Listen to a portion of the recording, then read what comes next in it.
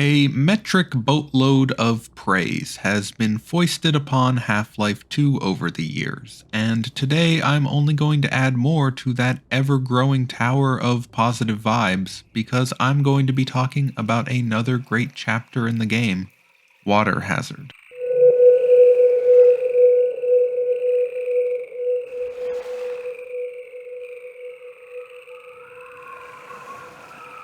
In the unlikely event you're unfamiliar with Half-Life 2, it's the beloved sequel to the already cherished Half-Life, where you play as Gordon Freeman, a theoretical physicist who saved the world once and has to do it again, since the Earth has fallen under the control of an interdimensional alien dictatorship known as the Combine during his 20-year absence.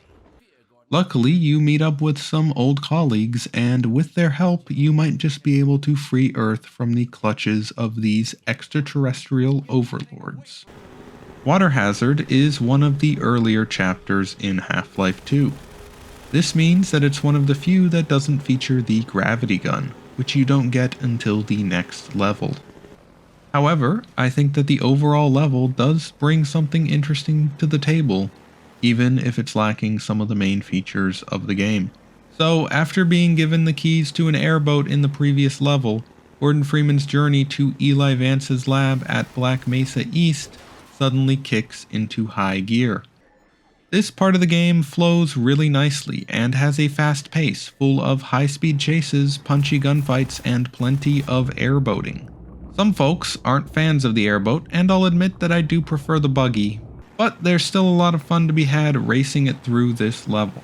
Now, on a personal level, I think I'm particularly fond of this level because in high school I spent a lot of time traveling up and down canals due to my participation in the sport of rowing.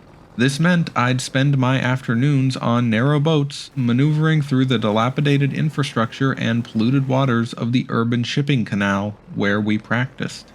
Besides the lack of monsters, there really isn't much difference between the sorry state of the half-abandoned infrastructure I spent so much time around and the post-apocalyptic canals of Half-Life 2.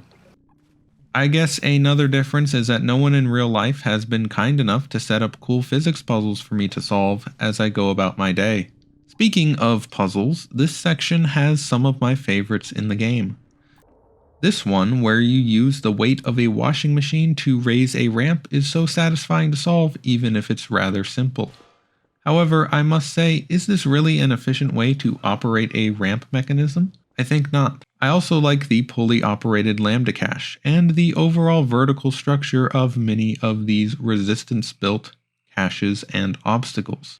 They look so flimsy and whimsical, and often beg the question of why they were built. Perhaps the Combine cannot solve basic physics puzzles. Yes, that must be their one weakness. One thing that Water Hazard does really well is giving the player the feeling of being on the run. In later levels, Gordon Freeman is on the offensive, out to assault Combine positions with his expanded arsenal. But here, your limited weapons mean you're often safest speeding through confrontations. This makes sense in the game, as Gordon's goal here is simply to escape City 17 and make it to Black Mesa East. Some enemies, like the helicopter, are not able to be damaged by Gordon's normal weapons at all, requiring the use of either a stationary turret or later the mounted gun on the side of the airboat. In fact, most of this level is spent fleeing this mostly unkillable helicopter, known as the Hunter Chopper. This of course is intentional, as the game uses this turn from being a fugitive on the run to a leader of a revolution as both Gordon's development and as a natural way to mirror the increase in skill as players make their way through the game. It's not just that Valve makes the enemies in later levels more difficult or numerous, but fundamentally changes the way you approach them with regards to your objectives.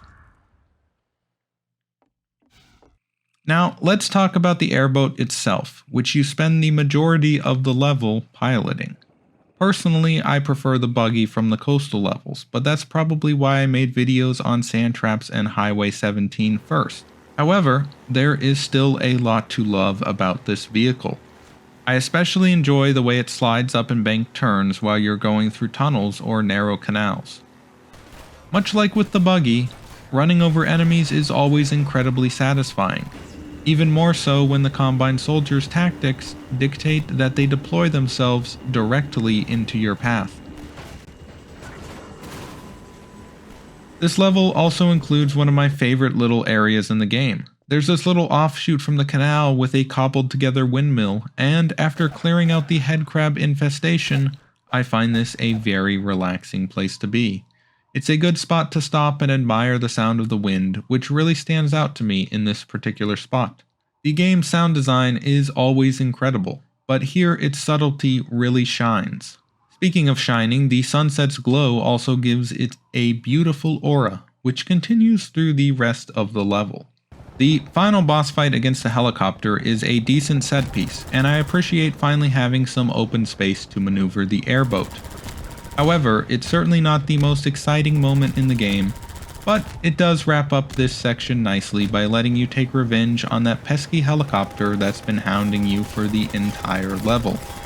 After the boss fight, you traverse a few canal locks and buildings before making it to Black Mesa East. While doing some research for this video, I learned that you can actually see the city of Ravenholm in the distance at the end of this level, which is a really nice little detail. It looks so inviting from afar. Since I probably won't make a dedicated video about Black Mesa East, I'll also add that the first section there just beneath the dam is probably the best looking section of Half-Life 2. Personally, I am a sucker for sunsets, and boy does that particular spot deliver a spectacular sunset. Anyways, that's the level. It's certainly a good one, even if it's lacking in a few mechanics that make the following levels like Ravenholm and Highway 17 such masterpieces. Well, I hope you enjoyed this video, and if you did, please subscribe for more Half-Life related stuff at conveniently spaced intervals.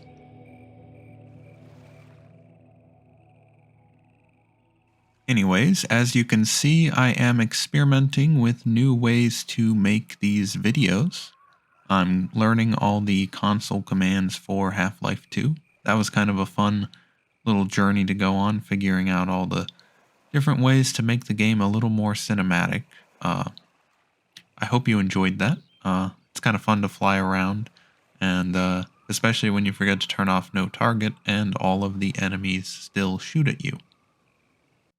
If you enjoyed this video and want more, leave a comment below about what other Half-Life levels you would like to see a video about.